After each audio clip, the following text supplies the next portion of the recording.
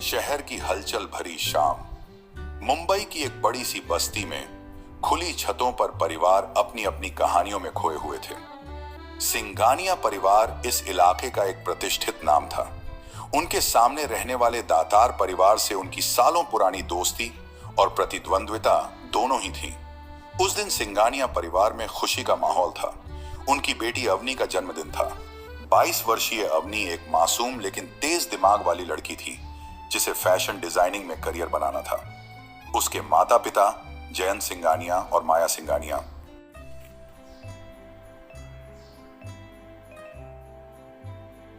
समाज में एक प्रभावशाली नाम थे। अवनी की बर्थडे पार्टी में उसके सभी दोस्त आए थे, लेकिन एक अनजान मेहमान भी वहां पहुंचा, कबीर दातार। वह हाल ही में विदेश से लौटा था। कबीर एक बेहद बुद्धिमान और आत्मनिर्भर युवक था जिसने अपनी मेहनत से खुद का नाम बनाया था, लेकिन सिंघानिया परिवार से उसके परिवार की कोई पुरानी और रहस्यमयी दुश्मनी थी। अवनी और कबीर एक दूसरे से अनजान थे और उनकी पहली मुलाकात इसी पार्टी में हुई। कबीर अचानक वहां कैसे पहुंचा और उसका सिंघानिया परिवार से क्या संबंध था? काट रही थी तभी कबीर उसके सामने आकर खड़ा हो गया। उसकी आंखों में एक अजीब सी चमक थी। उसने धीमी आवाज में कहा, हैप्पी बर्थडे अवनी, शायद आज का दिन तुम्हारी जिंदगी का सबसे अलग दिन होगा। अवनी हैरान थी। उसे ये शब्द अजीब लगे। वह उसे जानती तक नहीं थी, लेकिन उसके माता पिता के चेहरे का रंग उड़ चुका था। जयंत और माया सिंघानिया असहज महसूस कर रहे थे। उस रात एक ऐसा राज खुलने वाला था जिसे सालों से छुपा कर रखा गया था। के बाद अवनी छत पर चली गई। उसका मन बेचैन था। तभी कबीर भी वहां आ गया। तुम यहां क्या कर रहे हो? अवनी ने चौंकते हुए पूछा। कबीर मुस्कुराया। तुम्हें नहीं लगता कि यह सवाल मुझे तुमसे पूछना चाहिए? यह तुम्हारा घर है, लेकिन असली हकदार कोई और है।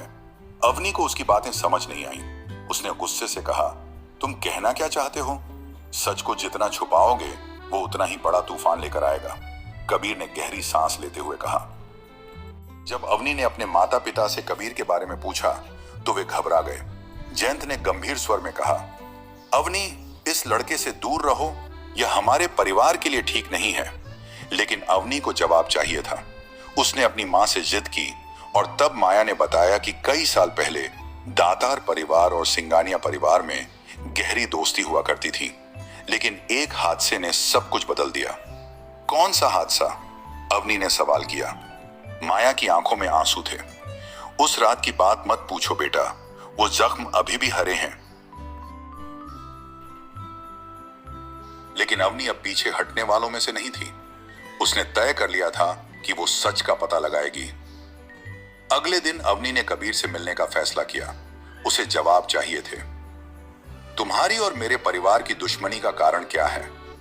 अवनी ने सीधे सवाल किया। कबीर ने उसकी आंखों में झांका और कहा, क्या तुम सच जानने के लिए तैयार हो? क्योंकि यह सच तुम्हारी जिंदगी बदल सकता है। अवनी ने दृढ़ निश्चय से कहा, हां।